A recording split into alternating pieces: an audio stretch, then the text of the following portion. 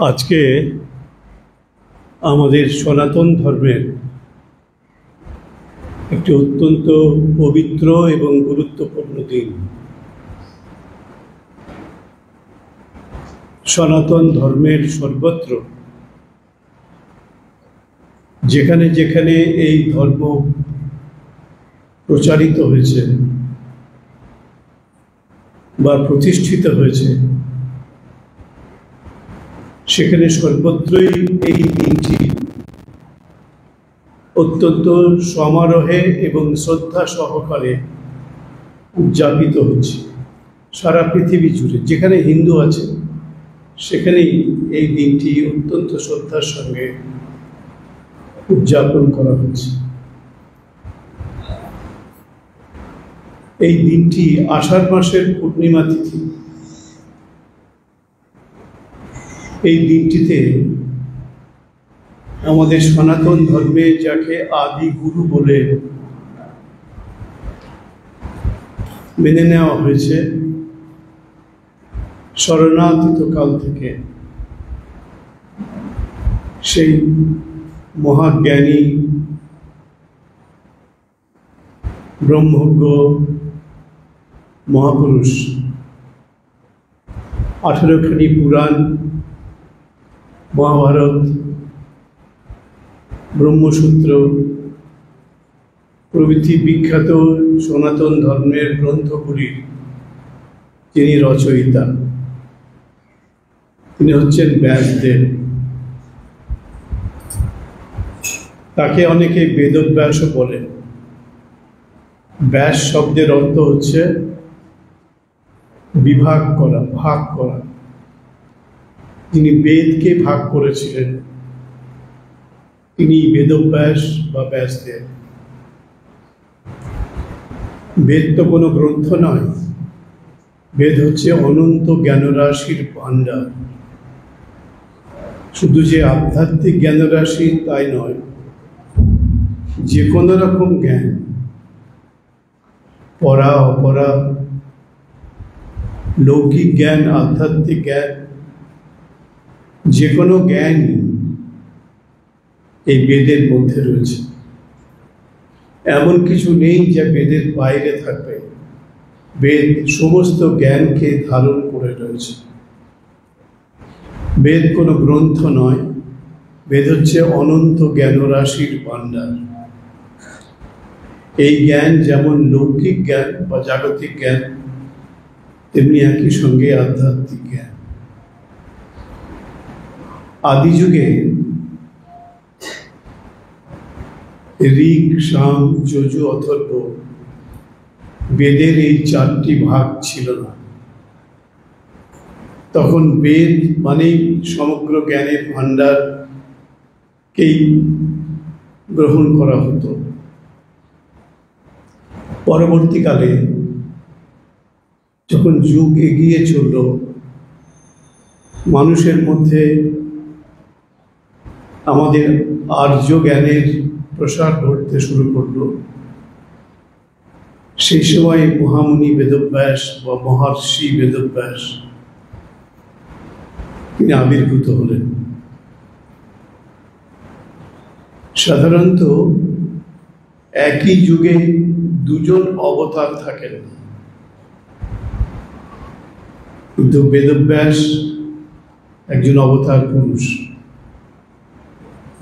এবং এই বেদব্যাসের সঙ্গে আমাদের সনাতন ধর্মের সর্বপ্রসিদ্ধ যিনি অবতার ভগবান শ্রীকৃষ্ণ, তিনিও আবির্ভূত হয়েছেন একই যুগে।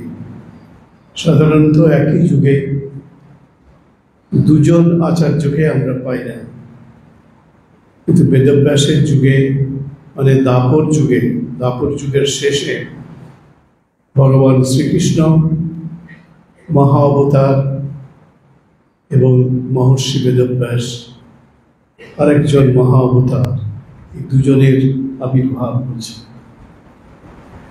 অবশ্য পূর্ববর্তী যুগে অর্থাৎ রামায়ণের যুগে বা ত্রেতা যুগেও একই সঙ্গে দুজন অবতারের অবতরণ ঘটেছে।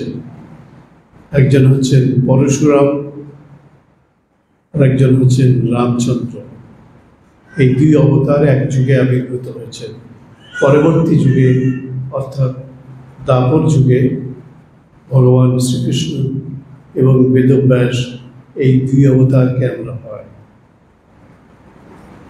ভগবান শ্রীকৃষ্ণ বলেছেন, আচার্য মাং বিজানিয়া, আমাকেই আচার্য বলে জানবে, আমাকেই গুরু বলে জানবে। অর্থাৎ গুরু আর ভগবান এই দুয়ের মধ্যে কোনো পার্থক্য নেই। ভগবান এবং গুরুকে যারা এক হিসেবে দেখেন, ভগবান আর গুরুকে যারা সমার্থক বলে মনে করতে পারেন, তাদের জীবন ধন্য। সাধারণত আমাদের ক্ষুদ্র বিচারে আমরা গুরুকে মানুষ বলে মনে করি, গুরুকে আমরা মানুষ বলে ধারণা করি বা মনে করি। এটা আমাদের শাস্ত্র আমাদের নিষেধ করে দিয়েছে। শাস্ত্র বেশি নিষেধ করে না, কিন্তু এই ক্ষেত্রে নিষেধ করে দিয়েছে যে গুরুকে মানুষ বুদ্ধি করবে না।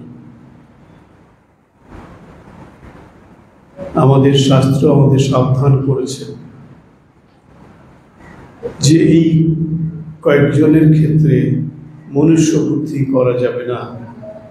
কাজের ক্ষেত্রে আমাদের শাস্ত্র বলেছে প্রতিমা সুশীলা বুদ্ধি, মন্ত্রে চাক্ষর বুদ্ধি কম।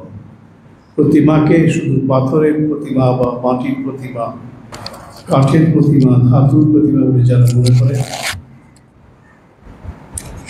মন্ত্রে চাক্ষর বুদ্ধি কম। যে মন্ত্র আমরা জপ করি সেই মন্ত্রকে কয়েকটি অক্ষরের সমষ্টি বলে যারা মনে করে, তাদের কি হয়?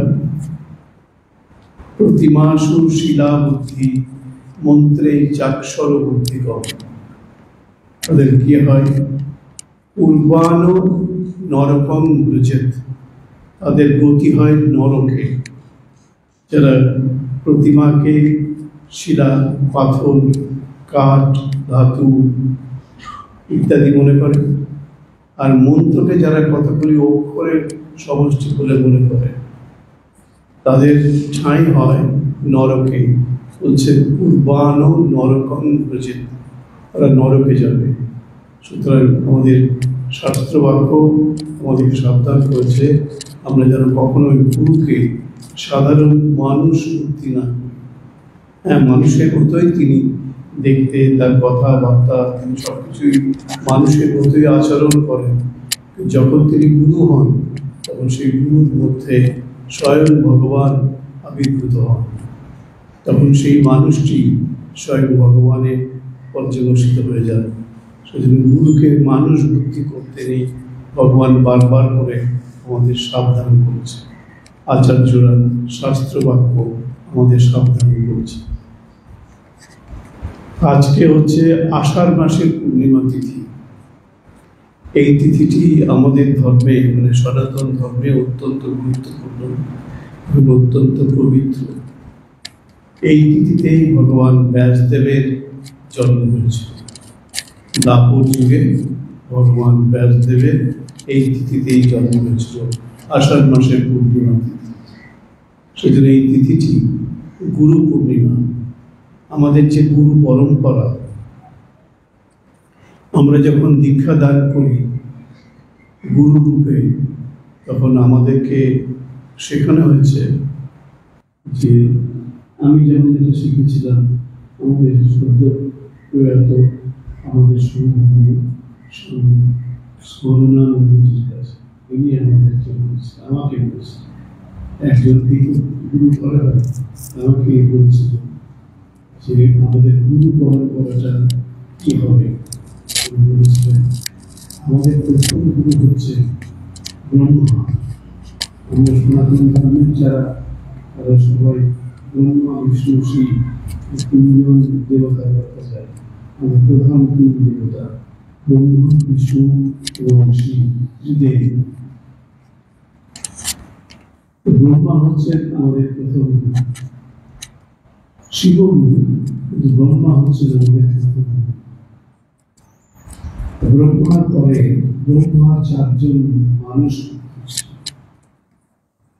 সনক, সনন্দন, সনত কুমার আর সনাতন, এই চারজন হচ্ছে ব্রহ্মার মানুষ। তারা মানুষ নয়, তারা দেবতা। ব্রহ্মার ইচ্ছে মাত্রই তাদের জন্ম হয়েছিল, প্রকাশ ঘটেছিল। ব্রহ্মার পরে এই কজন হচ্ছেন আমাদের গুরু। ব্রহ্মার চার মানুষ, সনক, সনন্দন, সনত কুমার এবং সনাতন। এদের পরে আমাদের সপ্তর্ষি বলে খ্যাত আছে। আকাশে সপ্তর্ষি আপনারা হয়তো অনেকে জানেন, দেখেছেন। সেই সপ্তর্ষি হচ্ছেন পরবর্তী গুরু আমাদের, সাতজন গুরু। এরা কেউ মানুষ নয়, সব দেবতা, দেবর্ষি। দেবতা হয়েও যারা ঋষি তাদেরকে বলে দেবর্ষি। এই সপ্তর্ষি হচ্ছেন আমাদের পরবর্তী গুরু পরম্পরায় এই পরবর্তী গুরু।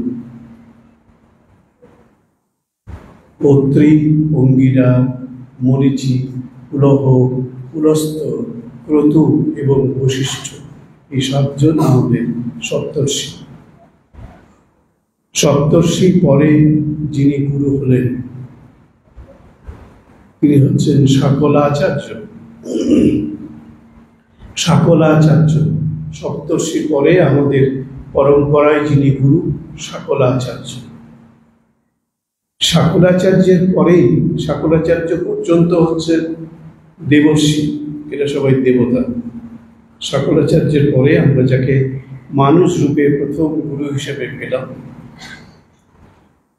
তিনি হচ্ছেন আচার্য পরাশর। নাম শুনে থাকবেন, পরাশর ঋষি। সেই পরাশর ঋষির পুত্র হচ্ছেন আমাদের যিনি আদিগুরু, তার নাম ব্যাসদেব। পরাশর ঋষির পুত্র হচ্ছেন ব্যাসদেব, তিনি আমাদের আদিগুরু। তিনি 18টি পুরাণ রচনা করেছেন, যেটাকে পঞ্চম বেদ বলা হয়, মহাভারত, সেটি রচনা করেছেন। তিনি বেদের টিকা, ব্রহ্মসূত্র তিনি রচনা করেছেন, বেদব্যাস। এবং সমগ্র বেদকে, অনন্ত বেদ, কোনো সংখ্যা পরিসংখ্যা ছিল না, সে অনন্ত বেদকে তিনি 4 ভাগে ভাগ করেছেন। এই যে আমরা এখন সবাই জানি, হিন্দুরা ঋগ, সাম, যজু, অথর্ব, এই 4টি বেদ।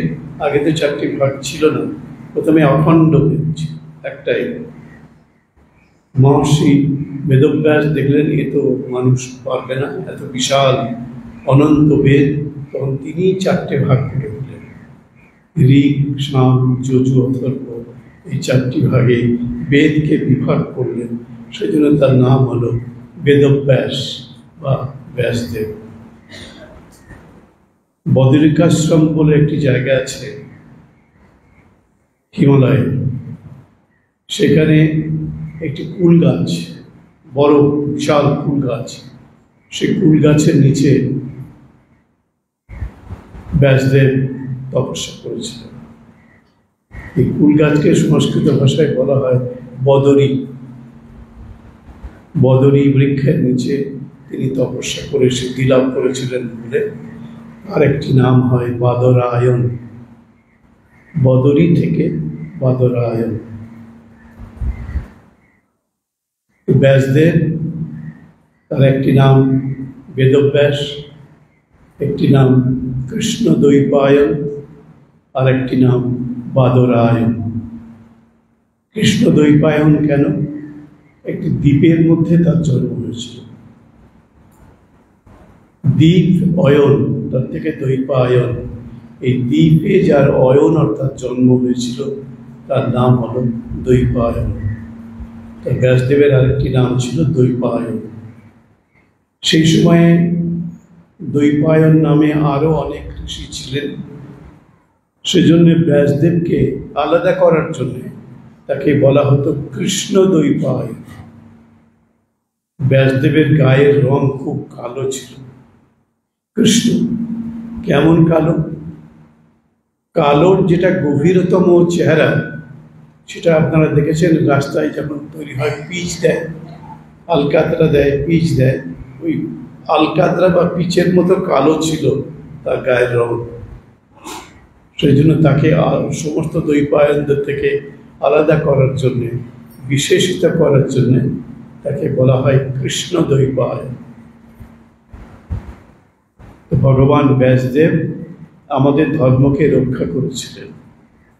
এই বেদকে 4টে ভাগ করে মহাভারত পঞ্চম বেদ বলে যেটি খ্যাত, মহাভারতেরকে বলা হয় পঞ্চম বেদ, বেদের পরেই তার স্থান। রামায়ণকেও সেই স্থান দেওয়া হয় না, মহাভারতকে যে স্থানটি দেওয়া হয়। এই মহাভারত রচনা করেছেন বেদব্যাস। এই মহাঋষি, মহামুনি, মহাজ্ঞানী, মহাব্রহ্মজ্ঞ সেই পরম ঋষির আজকে জন্মদিন, আষাঢ় মাসের পূর্ণিমা তিথি, এবং তিনি আমাদের ধর্মকে নতুন করে রক্ষা করেছিলেন। ধর্মের প্রবর্তন তিনি করেন। এটি আমাদের ধর্মের বৈশিষ্ট্য হচ্ছে, আমাদের ধর্মের কোনো প্রবর্তক নেই। পৃথিবীর সব ধর্মের একজন করে প্রবর্তক আছে, এমন কোনো ধর্ম নেই যার প্রবর্তক নেই। একমাত্র আমাদের ধর্মে, মানে সনাতন ধর্মের কোনো প্রবর্তক নেই। এই জন্য এই ধর্মের একটি নাম হচ্ছে অপৌরুষীয়। কোনো ব্যক্তি, পুরুষ মানে ব্যক্তি, পার্সন, কোনো পুরুষ এর প্রবর্তনের জন্য কৃতিত্ব দাবি করতে পারেন না, সেজন্য বলা হয় অপৌরুষীয়। আমাদের ধর্মকেও বলা হয়, সনাতন ধর্মকেও বলা হয় অপৌরুষীয়। কোনো পুরুষ, কোনো ব্যক্তি এই ধর্মের প্রবর্তন করেননি। এই আমরা ধন্য যে আমরা এমন একটি ধর্মের অন্তর্গত হতে পেরেছি। জন্মের উপর তো কারো হাত থাকে না। ঈশ্বর আমাদেরকে এই ধর্মের মধ্যে স্থান দিয়েছেন কৃপা করে। সেজন্য এমন একটি ধর্ম, যে ধর্মের কোনো প্রবর্তক নেই। কোনো প্রবর্তকের উপরে এই ধর্মের প্রবর্তনের কৃতিত্ব দেওয়া যাবে না। এটি আমাদের সনাতন ধর্ম হচ্ছে, বা হিন্দু ধর্ম হচ্ছে সেই ধর্ম। ভগবান ব্যাসদেব এই ধর্মের একজন মহান প্রবক্তা, প্রবর্তক নন, প্রবক্তা। কারণ মহাভারতের মাধ্যমে, এই 4টে বেদের মাধ্যমে, ব্রহ্মসূত্রের মাধ্যমে, এবং আরও অনেক 18খানি উপপুরাণও আছে, এই সমস্ত শাস্ত্র গ্রন্থের মাধ্যমে তিনি আমাদের ধর্মের ভূমিটাকে অত্যন্ত শক্তিশালী করে দিয়েছেন। এই ধর্মের কখনো ধ্বংস হতে পারবে না। এই যুগের অবতার ভগবান শ্রীরামকৃষ্ণ বলেছেন, অন্যান্য সব ধর্ম আসবে আর যাবে, শুধুমাত্র সনাতন ধর্মই থাকবে। আর অন্য ধর্ম, কাউকে অশ্রদ্ধা করে বলছেন না, যেটা ঘটনা সেটাই বলছেন। অন্য ধর্মগুলো আসবে আর যাবে। কত ধর্ম এলো আর যাচ্ছে, কিন্তু আমাদের ধর্ম কবে এসেছে আমরা জানি না। এটাই আমাদের ধর্মের কৃতিত্ব এবং গৌরব। এই ধর্মের সূচনাকাল কেউ, আদিবিন্দু কেউ বলতে পারবেন না। কবে থেকে এই ধর্মের পদচারণা শুরু হয়েছে কেউ জানেন না, কেউ বলতে পারবেন না। ইতিহাস একেবারে নীরব, এখানে অসহায়, কিচ্ছু বলতে পারে না ইতিহাস। সেই ধর্মের মধ্যে আমাদের জন্ম হয়েছে, সনাতন ধর্মে। সেজন্য আমাদের কত জন্মের যে পুণ্য ফল, যে আমরা এই জন্মে এই ধর্মের মধ্যে অন্তর্ভুক্ত হয়েছি। কত জন্ম যে হয়, আমাদের শাস্ত্র বলছে 84 লক্ষ জন্ম পার করে নাকি মানুষের জন্ম পাওয়া যায়। 84 লক্ষ জন্ম, গুণে শেষ করতে হবে। 84 লক্ষ জন্ম পার হয়ে অতিক্রান্ত হওয়ার পরে আমরা মানুষের জন্ম লাভ করি। এর আগে কত জন্ম লাভ করেছি, পোকা মাকড়, কীট পতঙ্গ, মাকড়সা, কত কি, ইঁদুর বিড়াল, কত কি হয়েছে। শেষকালে আমরা মানুষের জন্ম লাভ করেছি। এই মানুষের জন্ম লাভ হচ্ছে আমাদের পরম গৌরব। এবং মানুষের গৌরব, যেই জন্মলাভ তখনই সার্থক হবে। আমাদের আচার্যরা বলছেন যে এই জন্মলাভ করার পরে, মনুষ্য জন্ম লাভ করার পরে আমাদের যদি ঈশ্বরকে জানার আকাঙ্ক্ষা জাগে, মনুষ্যত্ব পেলাম কিন্তু মুমুক্ষুত্ব হলো না, মুমুক্ষা মুক্তির আকাঙ্ক্ষা, ঈশ্বরকে দর্শনের আকাঙ্ক্ষা হলো না, তাহলে ওই মানুষের জন্ম হয়েও অধিকাংশই আমাদের তাই ব্যর্থ হয়ে গেল। মানুষ জন্ম লাভ করার পরে যদি ঈশ্বরকে ভালোবাসার আকাঙ্ক্ষা জাগে, তাহলে জীবনটা সার্থক হয়। তাহলে মনুষ্যত্ব মনুষ্য জন্ম লাভ সার্থক হবে তখনই যখন মুমুক্ষুত্ব হবে, অর্থাৎ মুক্তির জন্য আকাঙ্ক্ষা, ঈশ্বরকে দর্শনের জন্য আকাঙ্ক্ষা হবে, তখনই আমাদের জীবনটি সার্থক হবে। তারপরেও সার্থক হবে না আরেকটি জিনিস চান। আচার্য শঙ্কর বলেছেন মহাপুরুষ সংশ্রয়। এই যে একটু আগে গুরুর স্তোত্র হচ্ছিল, গুরুর ভজনা হচ্ছিল, গুরুকে কতভাবে মহিমা কীর্তন করা হচ্ছে গুরুর, সেই গুরুর সংস্রব চায়। জীবন লাভ পেলাম, মনুষ্যের জীবন হলো, ঈশ্বরকে ভালোবাসাও হলো, কিন্তু সদ্গুরুর কৃপা হলো না, সদ্গুরুর আশ্রয় পেলাম না, তাহলে জীবনটা ব্যর্থ হয়ে যাবে। সেজন্য এর সঙ্গে এই মুক্তির আকাঙ্ক্ষা, মনুষ্য জীবন এবং সদ্গুরুর আশ্রয় যদি না পায় তাহলে জীবন ব্যর্থ হয়ে যাবে।